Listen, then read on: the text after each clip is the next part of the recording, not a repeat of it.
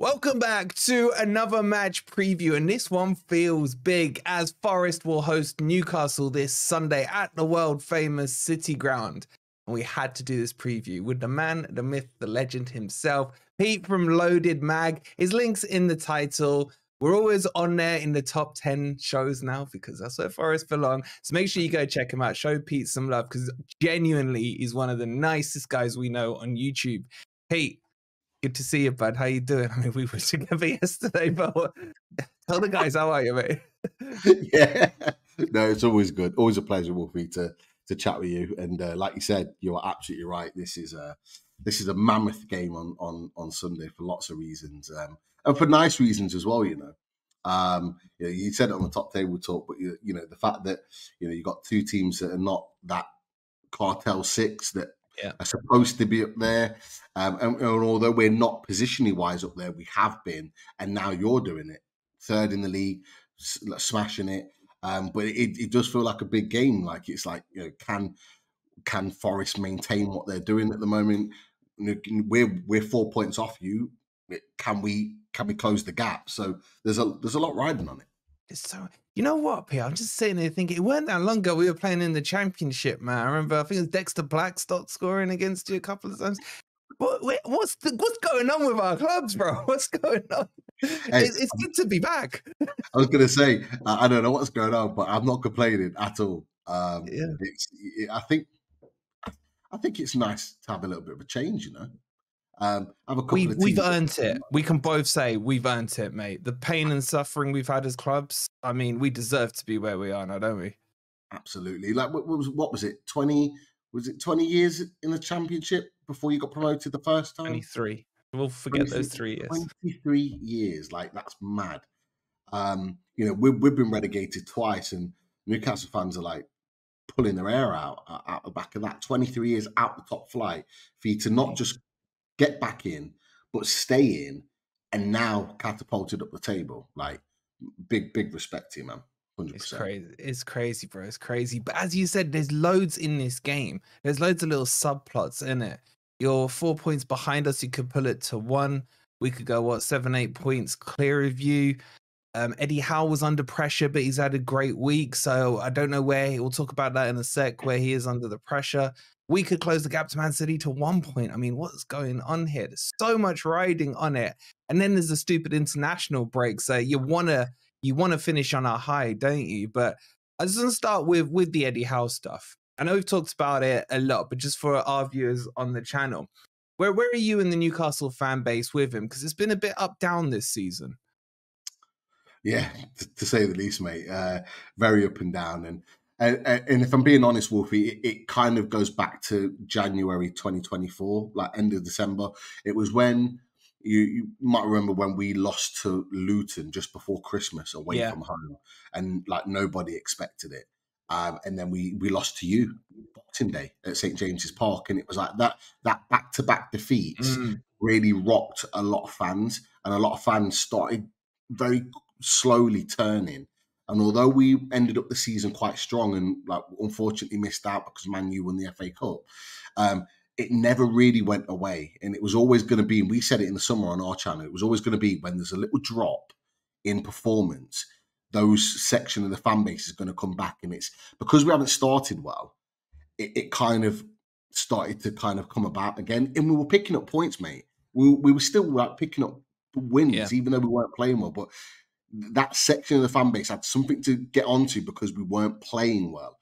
And then all of a sudden we started playing well and not getting points. So they were still chirping away. And then it's just manifested. But this week, as you talked about, going into the quarterfinals of the Carabao Cup, beating Chelsea at home and beating them quite comfortably, to be fair. Yeah, you did. After losing at Stamford Bridge, and then beating Arsenal the way we did. I think it's quietened everything down for a little bit. Is it gone away completely? Probably not. But we're on this sort of gravy train at the moment, and we just want to keep riding it. So, like, this is massive, not just because it will really close the gap, like you said, on the teams above us, but we want to keep this gravy train going. We want players to stay confident and continue on, because we do have, after the fixture against you, a run of fixtures now up until probably New Year that are Mm. more than winnable. Yeah, it's interesting, isn't it? Because you tried to get certain players in the summer. Obviously, we had our PSR party with Vlack and Elliot Anderson, which we've covered previously on the Yeah, channel. We'll probably touch on we'll them talk in a about that. bit. But I still, for me, I'm just not sure. Has Eddie struggled with the balance of the team? I mean, we've talked about the right-sided, the right winger there. He switched Gordon there against Newcastle. He played really well in there. Do you think this is now, was that a temporary solution? Or do you think going forward, even though Gordon prefers the left, I would assume, do you see him continuing in that position? Because he played well against Arsenal, I thought. He did, and he did well against Chelsea too. And Yes. this is the big question, and this is, I think, what fans are going to be talking about in the build up to this week. And I imagine Forest, I imagine Nuno is going to be interesting to see what he does, because I think we're all expecting that to be the front three now. Joe Linton left, Mm, Isak, and Gordon on the right, because Gordon did play well there. It's one where it was maybe, I think it's harsh to say stumbled across, but something needed to change. It wasn't yeah. quite working. When you're having to shoehorn Miggy and Murphy in because they're the only right wingers, they just weren't good enough, and they're just Yeah. not good enough. The fact that we've been trying to get Miggy gone for the last 6 months tells its own story, and he refuses to leave because Saudi are the only clubs that are willing to pay for him. Yeah. It tells its own story, and it's a difficult one. And yes, Gordon doesn't want to play there, but Joe Linton's so good on the left.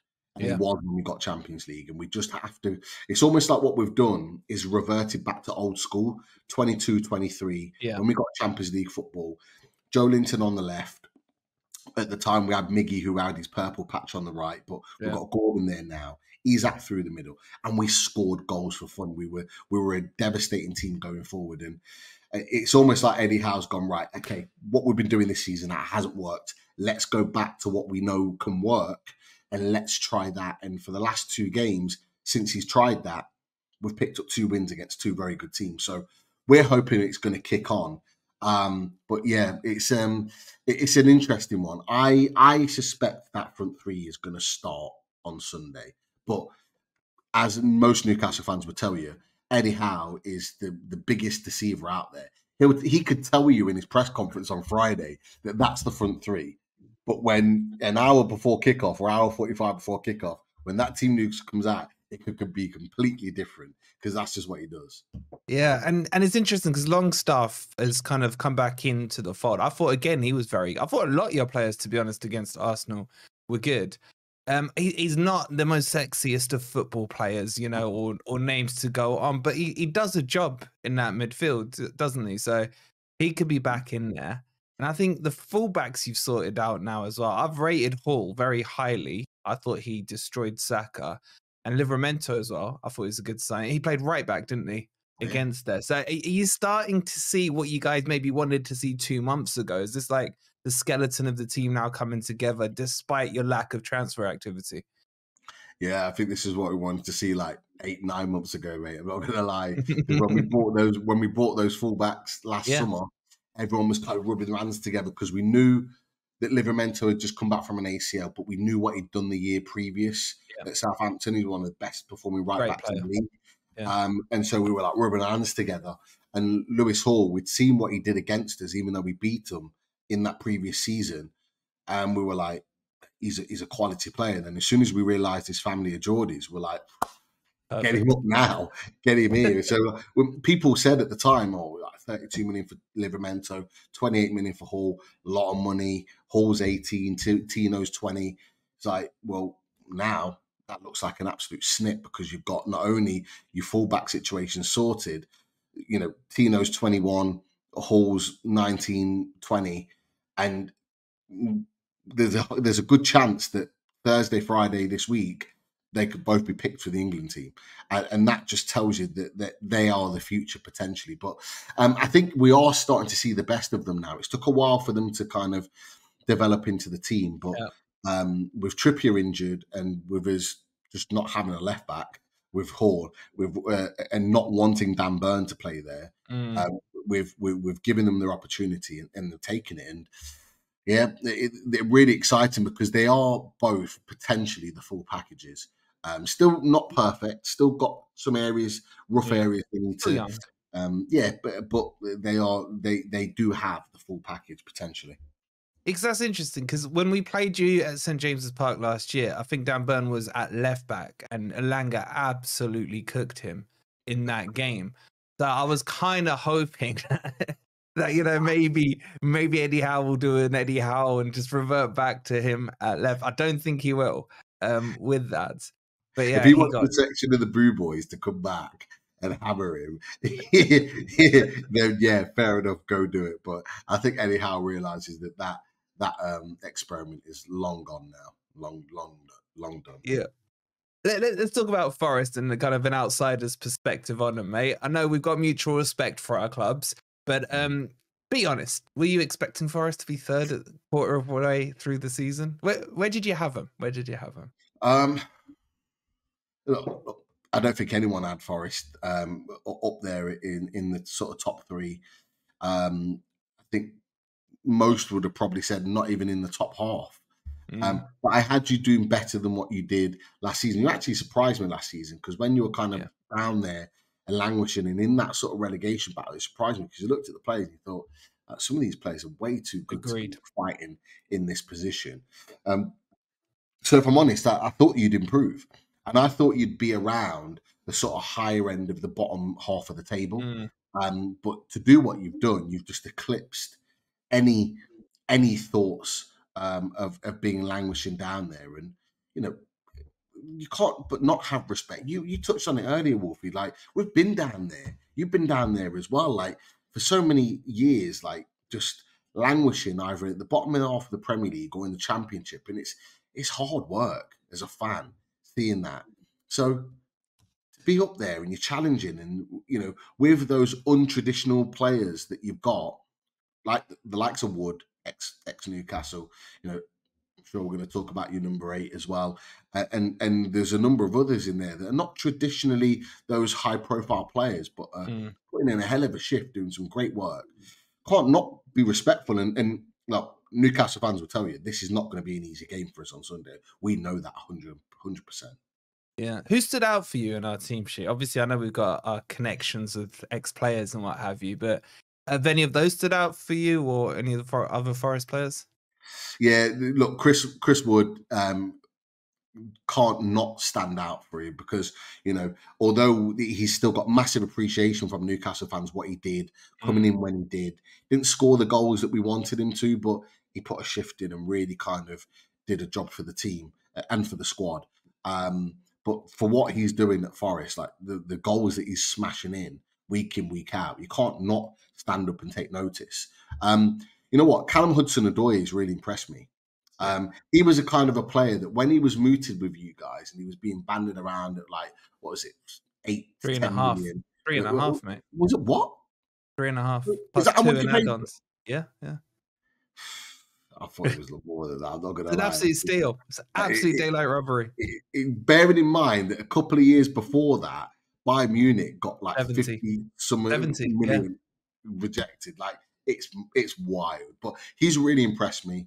He was one that when he was kind of, because he was rumored to be linked with us, and it was like, should we take a chance on him? Would he come good?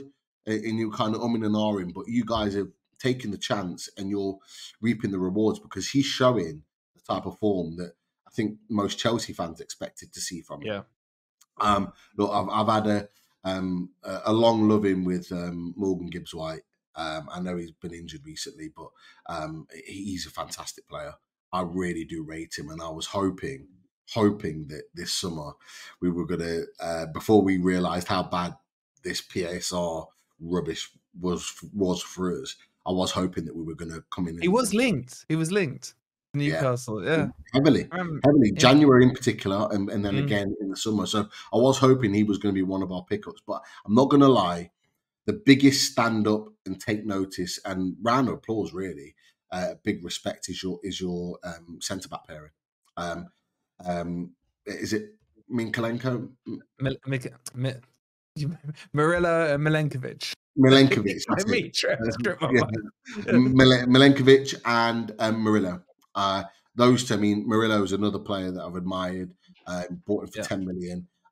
Young lad, got years ahead of him. Tremendous recovery defender. And then Milenkovic, who was very, very good for Fiorentina anyway, Yeah. had a good Euros, and you still only signed him for 12 million. Fiorentina must be banging their head against the wall saying, how have we only let him go for that? But again, terrific as a pairing. They've come in and just been absolutely unbelievable. And I think your like goals against record kind of like confirms that. I don't think there's many that you've conceded this season. Yeah, we're second. We've conceded 7. Liverpool have conceded 6. So we got the Okay. second best, and we got the third best defensive record in Europe as well. Joint third. So it's No. crazy good. Our backline cost, I think, about 23 mil in total for those 4. We got Aina on the right, and then he was free, and then Moreno on the left from Villa on loan. So you're spot on, mate. Our back 4 is ridiculously So good right good. now. So good. Yeah. So they're the players that kind of, apart from obviously the number 8, which we'll talk about as well, but they're the ones that kind of stood out for me that I've gone, you know what? They've been quality. Fair play to them. Yeah, let's talk about the number 8, because we did when we signed him, you graciously gave us some time and we did an episode on that. I'll leave it in the link, because Pete was saying a lot of good things about Elliot Anderson and what we should expect. And I'll be honest, mate, your football knowledge is spot on, because what a player he is.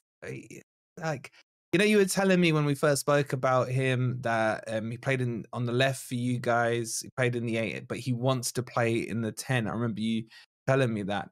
We've recently seen him in the 10 with Morgan Gibbs-White for the 2 weeks he was out injured, and he can play brilliantly there as well. He's so young. It's like you guys didn't want to let him go, did you? No. Eddie Howe talked about it in the presser earlier on this Mm, season. And he was like, you can tell he's still angry about it. I don't think it was his decision to let him go. It wasn't mm, his decision. In fact, I think it was either, and this is the thing, we get pelters not from Forest, but from other clubs going, why did you let go of him? Like the same with Minter. And it was like, yeah. it's either one of those guys or it's Isak or Gordon, and I know who I'm going to pick. And this is the Mm, thing: so you don't want them to leave, but when you're weighing it up between the other players that could have gone, you're kind of going, "Well, okay, we're going to have to let them go," and that's the situation because. And I'm being honest here. For as good as Anderson is, and I said this to you at the time, yeah. for as good as Anderson is, and as good as we know how good we know he is, he still wouldn't have got into this team as a starter this season. Yeah, when you're looking at Joe Linton, when you're looking at Bruno, when you're looking at Tonali, Willock now, who's back to Yeah. his best, he looks brilliant. And then I've not even talked about Longstaff, who was excellent against Arsenal. Arsenal. So there's 6 midfielders who all can play in that middle 3, and so Anderson would have been a 7th in there. Lewis Miley's just come back from his Yeah, from I an forgot injury. about him. Yeah, he was good. He's only just come back into training. He's been on the bench a couple of games. So they're 7, and then when you weigh it up, you're thinking, okay, he's a quality player, but he'll probably benefit from playing more football elsewhere. So I do genuinely believe, even if we didn't have this issue and we didn't sell him on to you, I do think he'd have probably gone out on loan anyway, Mm, somewhere to play regular football, and may well ended up with you. But the fact yeah. that you've brought him and you're developing him as your player, I already know you guys are buzzing with him, and rightly so, because he's a top player and finally got into the under 21s as well. Even when he was playing well for us, couldn't get into the under 21s. We were going, what? How is he not in there? He's playing Premier Mhm. League football, Champions League football, even. But now he's playing regular for you and he's in there and he's smashing it. So big respect. And we're going to have to stop him. We're going to have to stop him on Sunday. It's going to be a big task to All I'm stop going him. to say, He's Pete, confident. he hasn't got a goal yet. I'm just saying it could be written right here in the stars. Yeah. Elliot Anderson, boyhood Geordie. Oh, I'd quite like that. But let's touch on the game, mate, because it's a big one. Yeah. How are you seeing this one going? You nervous? You confident? What are your thoughts looking ahead to Sunday? Yeah, a little bit of both, if I'm honest, if you can be. A Mm, little bit nervous because I think as fans, we're just desperate to keep this, like say, this gravy train going. Like we won the last 2, the cup and the league. 2 big teams coming up against a team 3rd in the league. Um, we're just desperate to keep winning matches. because we know how quickly we can close the gap, and everything looks very different after 2 or 3 games. But yeah, at the same time, there is a level of confidence that we can go and do something there. And the reason being, obviously, we've won the last 3, albeit one of them was penalties Carabao Cup this They don't season. count. You know, I've told you that all season. Penalties don't count, mate. But okay, so the last 2 then we've been in the previous 2 seasons, we've been and we've won there. So there has to be a level of confidence that we can go and win. And yep, you're bringing a different team and you're bringing that confidence, but you know our tails will be up as well. And I think there's going to be. I've got a theory on this on Sunday, and I just think because your tails are up and you're confident, I've just got a feeling that you guys are going to come out and go for us. You literally go for the throat and just go, you know what? We're playing well at the moment. We're a good side. We're going to come out and beat you. Whereas in previous games, you haven't done that. You've almost kind of like sat back, seen how just kind of seen how the game's opened up, and then reacted on the back of that. And I think if you do come out and come out and get the ball and have a go at us, I do think there's gaps there that we can exploit on the counter because we've got the pace, we've got the quality to do that, and we like teams to come and do that. Arsenal came and did the same to us at St James's Park, and I've got a theory that might happen. If it doesn't, then it becomes a very different game, and it could well be because you know we're the 3rd best defensive record in the Premier League, just behind you. We've only conceded 10. It could be that if you don't come out and take the game to us, then it might be that we kind of cancel each other out. That's kind of where I am right now. But where are you with this? Where are you? Are you kind of what I said initially? You're going to come out and go for us, and do you want that? And how are you seeing it? I don't want that, if I'm honest with you, and I don't think we will. I Okay. think this will be quite a tight game because I think both teams prefer the opposition to come onto them, so that it creates, you know, grass behind the defensive line that we can both exploit with our pace.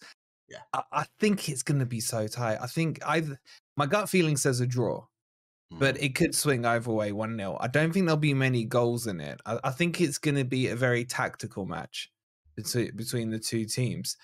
I would have liked you. I mean, I want you guys to do well. Don't get me wrong, but not at the expense of Forest. Had you not beaten Arsenal, I think you would have come into this game in a very different mindset. I think, you know, there would have been a lot of arguments in your fan base about what's going on. Yes, you beat Chelsea, but that's just the cup kind of thing.